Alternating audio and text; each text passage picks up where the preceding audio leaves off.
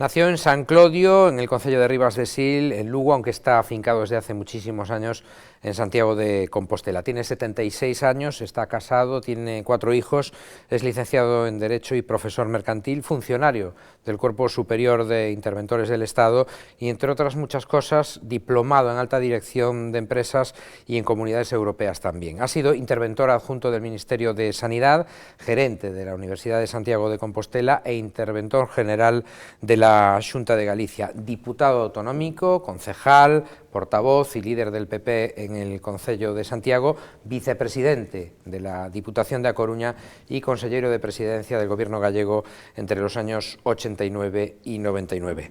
Don Dositeo Rodríguez, muy buenas noches. Buenas noches. Y bienvenido. Me imagino, antes de nada, que hoy ha sido una jornada especialmente triste para usted.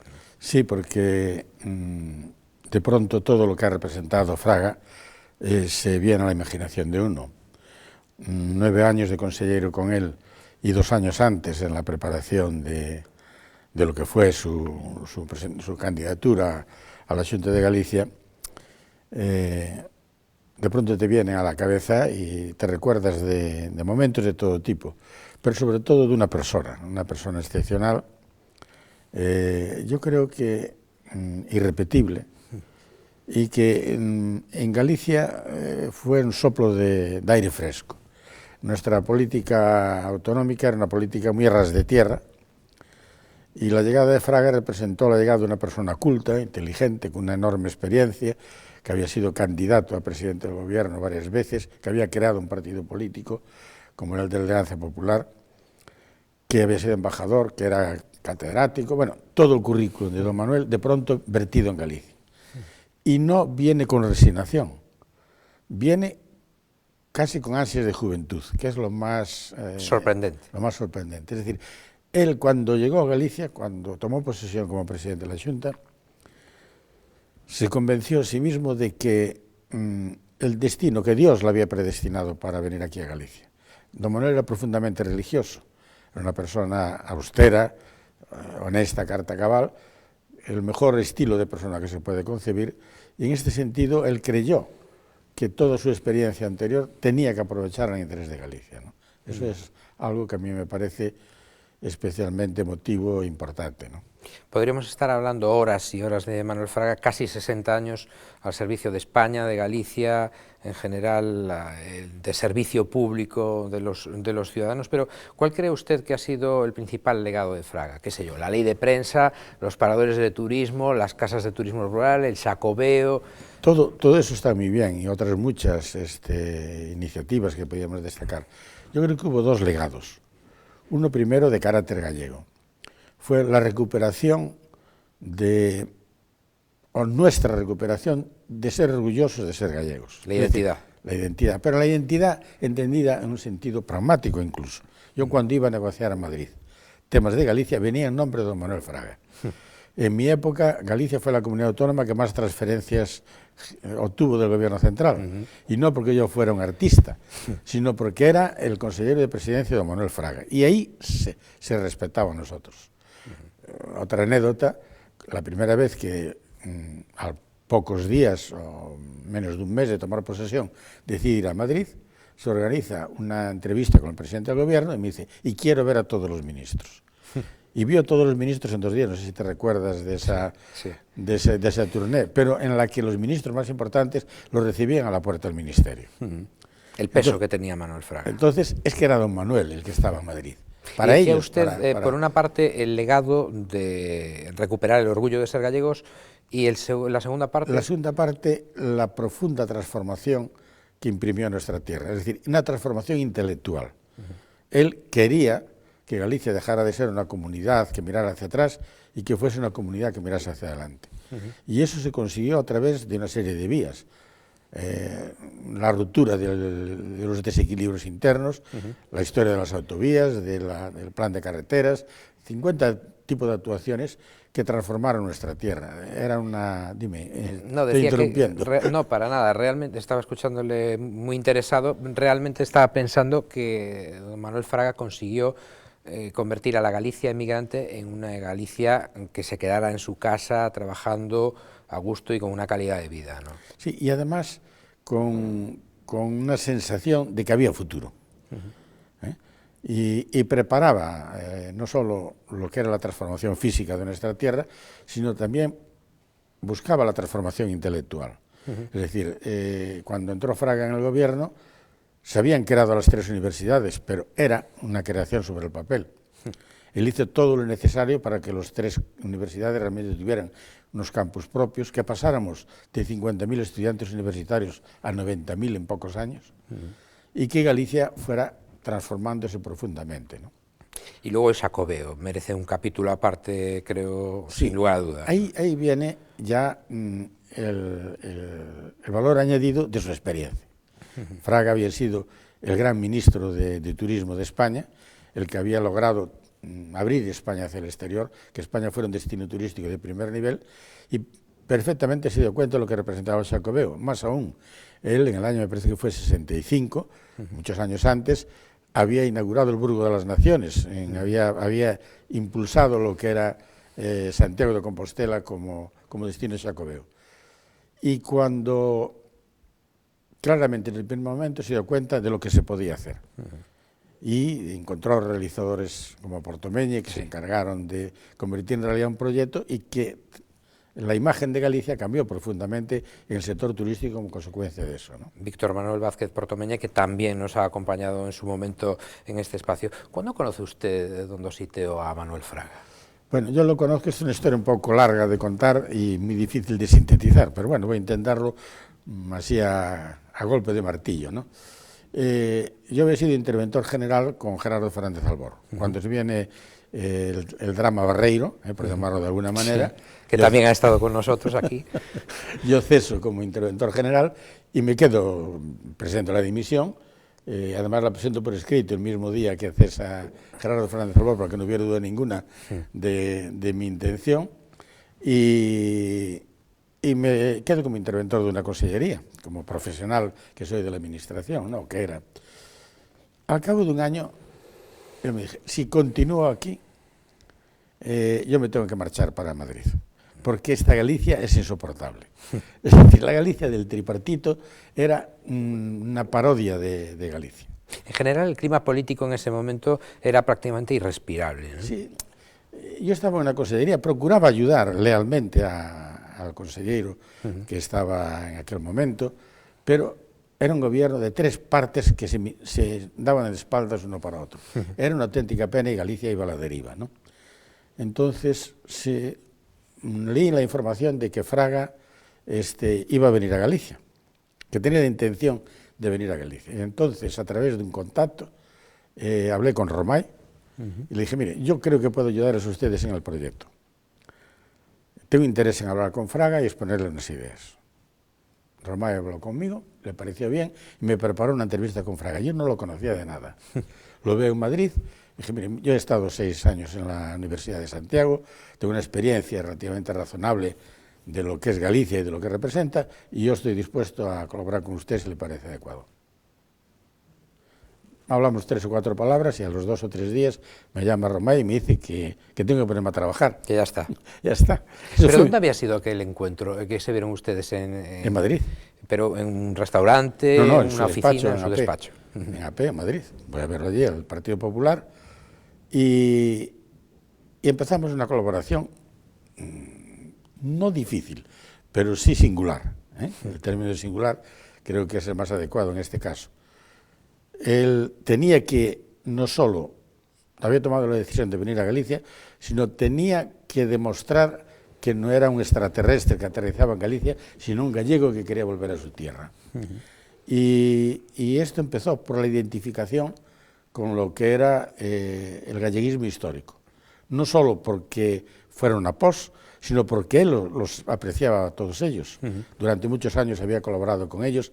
Hay una biblioteca abundante de sus relaciones con todos ellos. Y esa fue la clave. Había, y sigue habiendo desgraciadamente, algún sector de la población que intenta ver un Fraga distorsionado, un Fraga, bueno, de la época de la dictadura, ¿no? Esa imagen de aquella era mucho más potente de lo que de la minoría que es ahora. Y para romper eso fue necesario esa identificación. Nosotros hacíamos análisis de encuestas, yo después me encargó la dirección de primero la Fundación Alfredo Brañas para los libros blancos, no sé si te recuerdas de los... Esa era otra pregunta que le iba a hacer, que yo le recuerdo a usted con el encargo de Fraga de preparar los libros blancos. Perdona, te llamaré de usted para ser la entrevista más formal. Siempre tratamos a todo el mundo de usted por me por parece muy bien.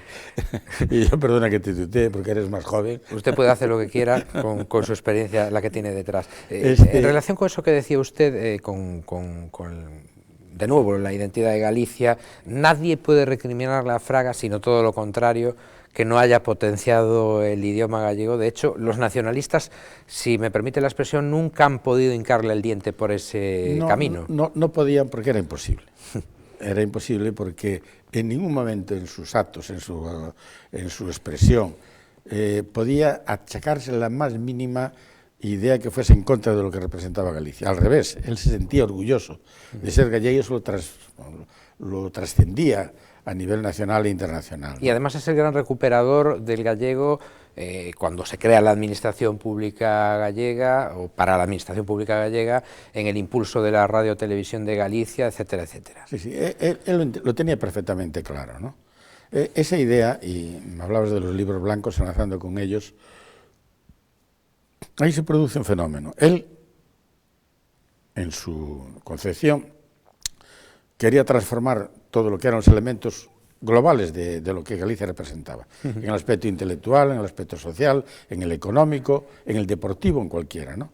Y entonces fue cuando afrontamos la tarea de los libros blancos, que no era más que una recopilación, a través de la colaboración de expertos de todas las áreas, de lo que debía de hacerse en Galicia.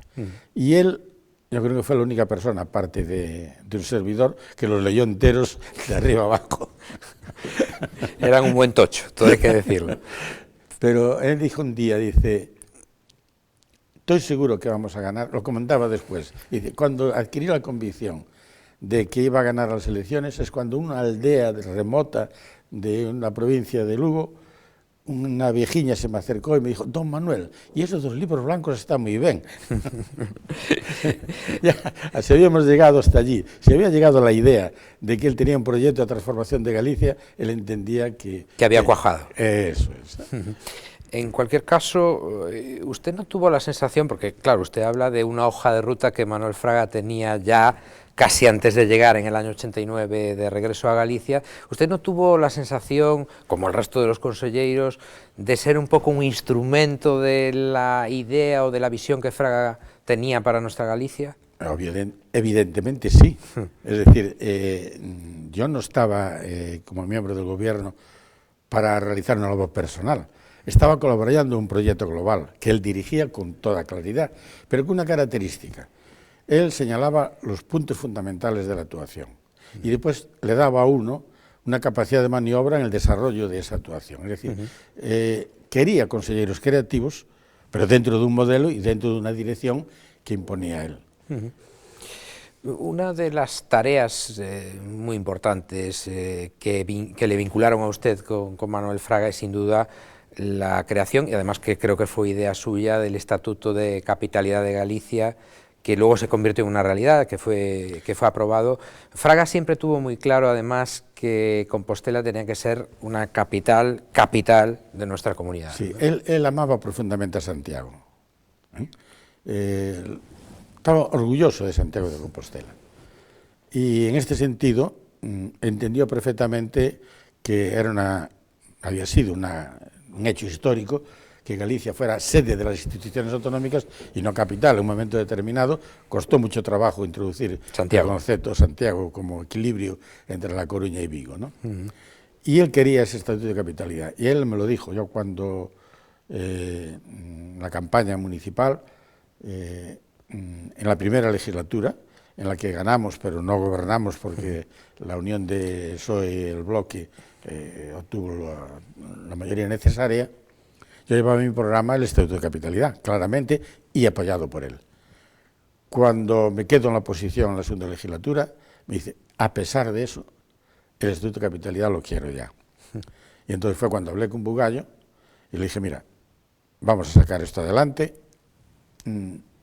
Tuve una cierta a nivel de net una cierta ingenuidad política, vamos a llamarla así, incluso teniendo reuniones privadas con los directores generales de la Xunta para ajustar un texto que no hice públicas en ese momento para no perjudicar el proyecto, cosa que después Pepe, bueno, lo utilizó en la forma que estimó pertinente, ¿no? No vamos ahora a hablar mal de nadie porque sería totalmente imprudente, sobre todo hoy, ¿no? Aunque el señor Bugallo luego estaba encantado con ese estatuto de la capitalidad. No, es que lo consideró como una labor personal propia. Tan encantado estaba, ¿no? Pero vamos, para Fraga fue una satisfacción el estatuto de capitalidad. Bueno, en realidad Fraga tenía dos formas de actuar. La primera, como cualquier político, defendía lo suyo. Segundo, institucionalmente no había nadie que le ganara. Él respetaba las instituciones por encima de todo. Gerardo Estévez tenía una relación espléndida con Fraga. Yo recuerdo a veces, pues, nuestro cabreo dentro del Partido Popular, no solo el mío, sino en épocas anteriores, cuando salía Estévez del despacho de Fraga, encantado. Porque claro, eso no nos beneficiaba como partido, pero sí era en beneficio de Santiago de Compostela. Y producto de esa relación mutua y de ese interés de Santiago, digo de Fraga por Santiago, fue el consorcio de la ciudad. Fue una idea de Gerardo Estévez, se las puso a Fraga, Fraga le dijo que sí, desde el primer momento. Estévez tenía muy buenos contactos con Felipe González y yo mismo negocié de aquella época con Gerardo Estévez los aspectos concretos del consorcio que permitieron después ese desarrollo de Santiago, que fue el elemento clave del desarrollo, ¿no? Durante todo este día, durante toda esta jornada, naturalmente hemos escuchado voces de representantes de todas las instituciones españolas y gallegas, aquí en Popular Televisión Galicia, también en la cadena COPE, por supuesto, una jornada muy larga. Hoy creo que era el cardiólogo que fuera de Manuel Fraga, Alfonso Castro Beiras, que por cierto, desde hoy es catedrático, ha tomado posesión como catedrático de Medicina de la Universidad de A Coruña, el que decía que la imagen pública de Fraga no se correspondía con lo que él era después en privado. Incluso hablaba de una persona cariñosa. ¿Usted diría tanto o el ser autoritario, enérgico, le impedía ese acercamiento? Ser autoritario, enérgico, era una forma, una técnica que tenía él para ejecutar, para garantizar que las cosas se desarrollaran. En el fondo era una persona amable, cortés. Yo estoy totalmente de acuerdo con Alfonso Castro Beiras. Es decir, era una persona sensible, que incluso con sus colaboradores, cuando te equivocabas, en vez de reprochártelo, hacer, pudiéramos decir, reproches histriónicos que otros muchos están acostumbrados a hacer, entendía perfectamente las razones y te apoyaba y te continuaba apoyando. Nunca ningún colaborador se sintió desamparado ante él. Estuvieran las cosas bien o estuvieran mal. Siempre, como es natural, lo que hicieras, él supiera lo que estabas intentando hacer, aunque no acertaras. Y por lo tanto era una persona, eso es también una consecuencia, que era una persona muy culta. Una persona muy culta es muy difícil que sea una persona despótica.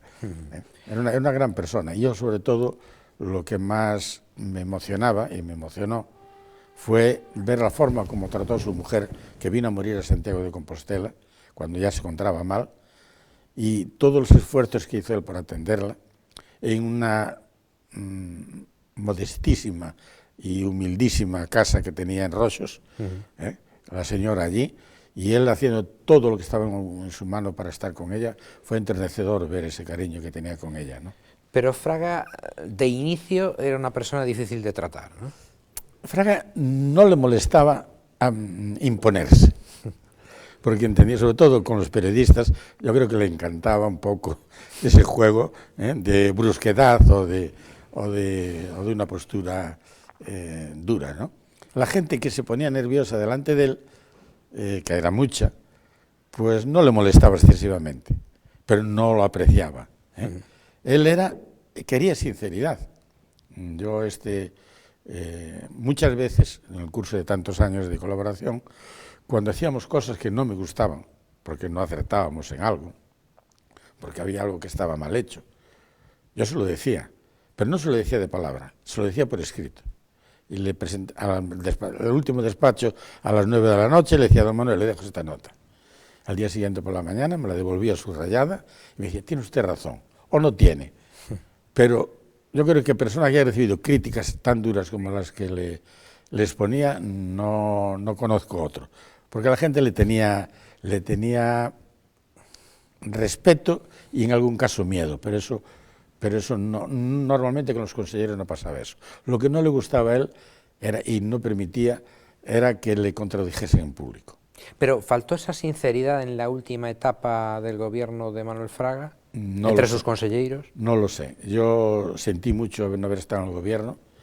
Me hubiera gustado muchísimo estar los últimos años con él, porque fueron unos años muy duros y donde no sé lo que pudo haber pasado internamente, porque no estaba allí, ¿no?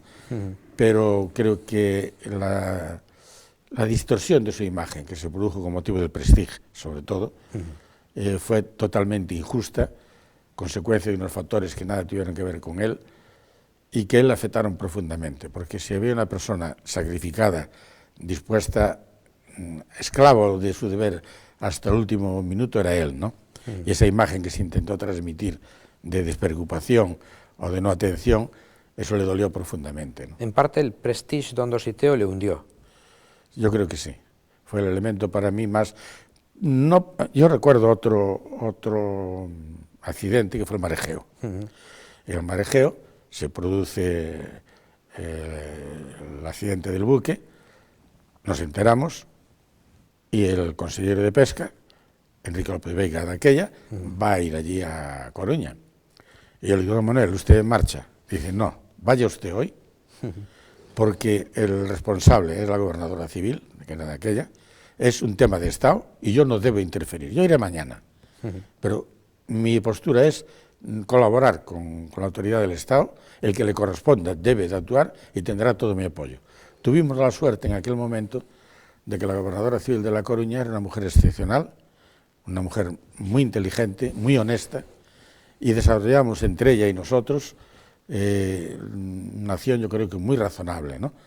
No sucedió desgraciadamente así en el Prestige, por las circunstancias que pasaron, y él se sintió profundamente dolido, porque en ningún momento en la imagen de Fraga podía pensarse que él fuese una persona que actuase en contra de los intereses de nuestra tierra, ¿no?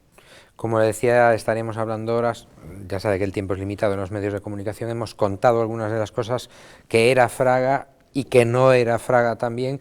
Sin duda no era una persona que había ido a la política, como decía usted, para enriquecerse, como ocurre en algunos casos desgraciadamente, una persona austera, incluso en lo personal, hasta el extremo.